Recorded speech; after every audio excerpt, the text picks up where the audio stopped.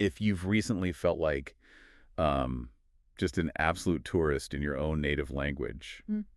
like scrolling through a comment section or just listening to a younger generation talk and hearing words that sound vaguely like English but make, honestly, zero logical sense. Oh, yeah. The disorientation is real. Right.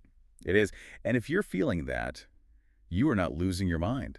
The language is actively mutating around us. It can leave you feeling like you're wandering through a foreign country without a map, just trying to decipher what people actually mean. And that disorientation is completely valid. We generally operate under this assumption that, the rules of our language are relatively fixed, or at least that they evolve at a really slow generational pace. Like over decades. Exactly. But the current landscape is shifting beneath our feet at a speed that is, frankly, unprecedented in linguistic history. Which is the core mission for today's deep dive. We are taking a fascinating stack of sources to look at this. We've got a brilliant article breaking down the newly minted slang term, low-genuinely. Such a wild word. It really is. Plus, we're looking at some incredibly sharp investigative reporting from the New York Times and the deeply researched commentary of linguistics author Adam Alexic. A great lineup. Yeah. So our goal for you listening today is to decode how modern internet language is evolving, mutating, and in some cases, completely breaking down into sheer absurdity.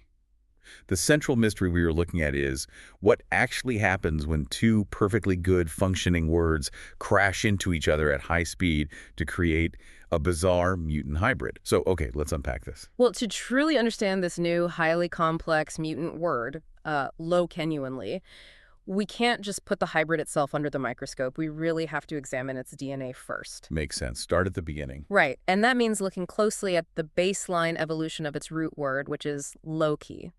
Because studying how low-key changed over the last, 2 decades, it proves something vital about linguistics. Which is? That slang doesn't just spontaneously generate in a vacuum. It transforms to serve very specific, very pressing cultural needs. Okay, let's look at that baseline first. The literal versus the slang. Because if you crack open a standard Merriam-Webster dictionary, low-key is just a standard utilitarian adjective. A very boring one, honestly. Yeah, exactly. It just means of low intensity. Like you might use it to describe a small, quiet wedding, just a few friends, some acoustic music in a backyard, nothing flashy. Or a film director using low-key lighting for a moody scene. Right, right. It is quite literally a descriptor for something operating in a lower register. But then it morphs into a slang adverb, and the function of the word fundamentally changes. And the historical context of that morph is essential. Because it didn't just happen overnight on a smartphone app. It feels like it did, though. It does. But according to a really great retrospective in Later magazine, the slang usage of low-key has its roots in African American Vernacular English, or AAVE, dating all the way back to the early 2000s. Wow, okay. Yeah, and I mean, AVE has historically been the vanguard of American linguistic innovation.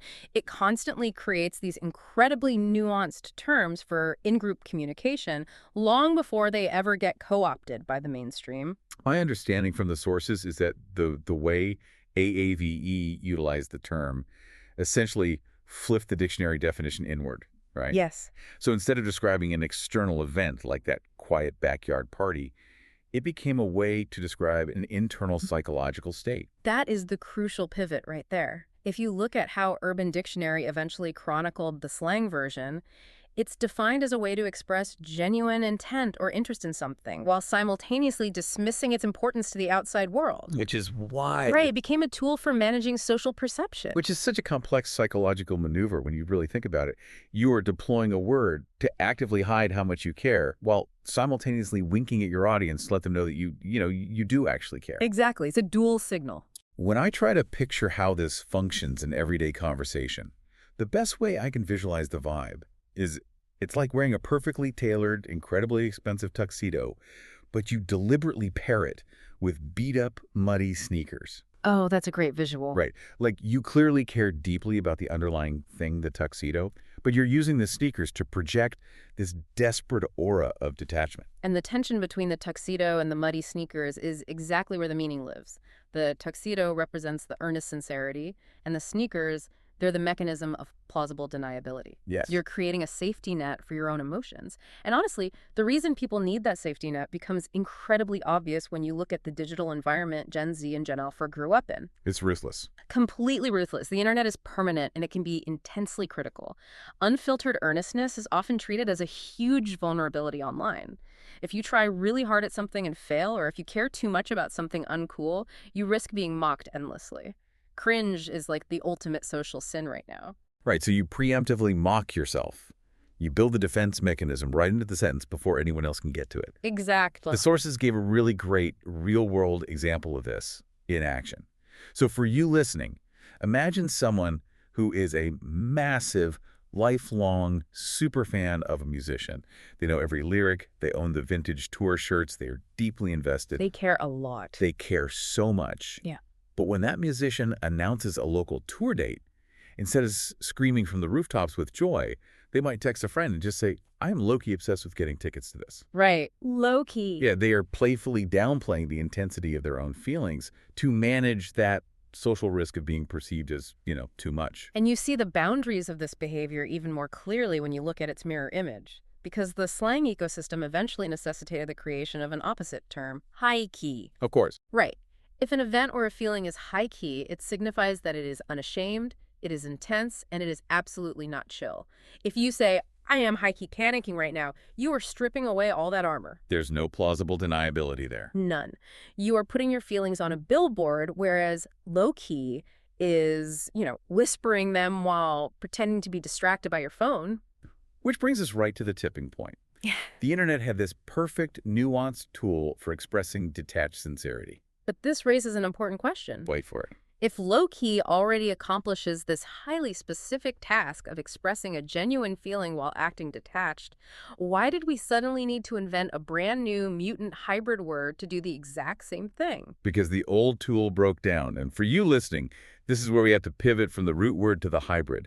Because you really need to see the exact moment the language mutated to handle an entirely new, honestly suffocating level of internet irony. Yeah. Enter the mutant. Low-genuinely. It's quite a mouthful. It is. Yeah. And as the name implies, it is the direct blending of low-key and genuinely. Let's look at the mechanical definition Merriam-Webster provides for this new hybrid. They define low-genuinely as nonchalantly characterizing an emotion, desire, or action as being sincere. Nonchalantly sincere. Yes. It is a method of stating that something is entirely real without making a big deal about it. Which, on paper, sounds completely redundant. It is doing the exact same job as the old definition of low-key. Like, you might hear someone casually say, I low-genuinely want to go to sleep right now, or the store is low-genuinely out of stock. Right. It's literally just taking the word genuinely and using brute force to jam it straight into the middle of low-key. It is a totally clumsy linguistic sandwich. Very clumsy. But the redundancy is the point, which we will get to in a second. The immediate puzzle is where this specific hybrid actually originated. Okay, here's where it gets really interesting. Because the New York Times actually tracked down the origin story of low-genuinely. And the context is almost incredibly absurd. It really is. They reported that it exploded into the mainstream via a 2025 video that went massively viral. And I'm going to read you the exact text from the caption of this video, and I have to warn you, it feels completely ridiculous to say out loud. It is just a masterpiece of modern internet chaos. The transcription of it really highlights how far standard English has been stretched. Okay, here we go. Bear with me. The caption reads, when the pastor at the altar, low-key, asks your wife if she wants to be your lawfully wedded wife, and instead of saying, I do, she genuinely says genuinely, and you low-genuinely tweak out. Wow. I mean, I'm stumbling just trying to parse the grammar of that. It feels like a fever dream. What's fascinating here is the sheer density of the irony. When sociolinguists break down a caption like that, they point out there are 3 distinct ways to read it, each revealing a totally different layer of digital culture. Okay, what's the first one? The first interpretation is the most straightforward. It is a completely nonsensical riff on language. Just noise. Yeah, just words thrown together for the sake of rhythm and absurdity, functioning as a linguistic prank meant to confuse anyone who isn't chronically online. A gatekeeping mechanism, basically. Like, if you don't instantly get the joke, you aren't part of the in-group. Precisely. Now, the second interpretation is a bit more meta. You could read it as a highly self-aware parody of the internet's own linguistic exhaustion. I like that. Right. The creator knows that online slang has become ridiculous, so they are taking it to its absolute logical extreme. It's holding up a funhouse mirror to the audience, mocking the fact that internet users can't even get through a hypothetical sacred wedding ceremony without relying on detached, ironic slang. Okay, but there is a third interpretation, Yeah. right? And this is the one that really challenges how we view standard communication. Yeah, the third way to read it is that this isn't nonsense, and it isn't just a parody. It might actually be a highly complex, evolved dialect that only fluent speakers of what we currently call brain rot can truly comprehend. A whole new dialect. Exactly. To a specific subset of younger internet users, that convoluted sentence might convey a highly specific, nuanced emotion about the fear of vulnerability in romantic relationships that standard English simply cannot capture. Okay, I really have to push back on that third interpretation. I mean, I understand the academic desire to find deep meaning in how language evolves. But is this actually beautiful linguistic evolution happening in real time, or is this just the internet putting words in a blender and drinking the word vomit? That's the big debate. Calling it a highly complex dialect feels like we are giving too much credit to a generation that spends 12 hours a day scrolling through algorithmic sludge. Are they building a new language, or has their old language just degraded? It is a vital challenge to the premise, because to determine if it is evolution or just, word vomit, we really have to look under the hood at the mechanics of why the internet is throwing these words in a blender in the first place. Right. And that brings us directly to the academic exploration of that term you just alluded to, brain rot. Which is a phrase that gets tossed around in comment sections constantly. I mean, usually as an insult, but it rarely gets rigorously defined. Exactly. So to define it, we need to bring in the work of Adam Alexic. He is the author of Algospeak, How Social Media is Transforming the Future of Language. Alexic provides a really clear mechanical framework for answering your question about whether this is evolution or degradation. Let's hear it. His entire thesis hinges on a phenomenon he calls slang overload. And Alexic defines slang overload as what happens when a word gets structurally weakened by its own popularity, right? Like it becomes a victim of its own success. That is the core mechanism. Alexic argues that when a word is overused online, and we're talking about millions of users typing it, shouting it in videos, memeing it thousands of times a second across the globe, the word suffers from a form of context collapse. It just loses its edge. Completely. The original nuanced meaning gets diluted to absolute zero. It is no longer a tool for communication. It basically becomes a vocal tick. Which explains exactly why the old definition of low-key broke down. Through relentless global overuse, it was just hollowed out. Exactly. It no longer signaled the delicate tuxedo and muddy sneakers balance of caring but pretending not to care. It just became conversational filler. People were literally saying, I low-key went to the bank today, which, I mean, that means nothing. The word died of exhaustion. And that is where Alexic's formal definition of brain rot comes into play, because he argues that brain rot isn't a medical condition or a moral failing of the younger generation. Right. It is simply the overuse of words. It is the linguistic exhaustion of our digital vocabulary, driven by an environment that consumes culture way faster than it can create it. And if you are listening to this and reeling your eyes at phrases like skibidi riz or sigma male, hang with us here, because this isn't just kids being annoying. This is a massive structural linguistic shift. It really is. Alexic gave some incredibly specific examples of this brain rot phenomenon in his interview with The Times. He cited absurd phrases that have totally taken over platforms like skibidi riz Ohio and matcha labubu Dubai chocolate. Sounds completely unhinged. It does. To anyone outside the algorithm, those sound like the ravings of a broken machine. But inside the algorithm, they serve a very specific function. There are completely frictionless combinations of high engagement buzzwords. And we have to talk about how the algorithms demand this kind of novelty. Yeah, the algorithm is the driving force here. Exactly. Social media platforms prioritize watch time or dwell time. If you use standard English in a caption, the algorithm ignores it and the user just scrolls past.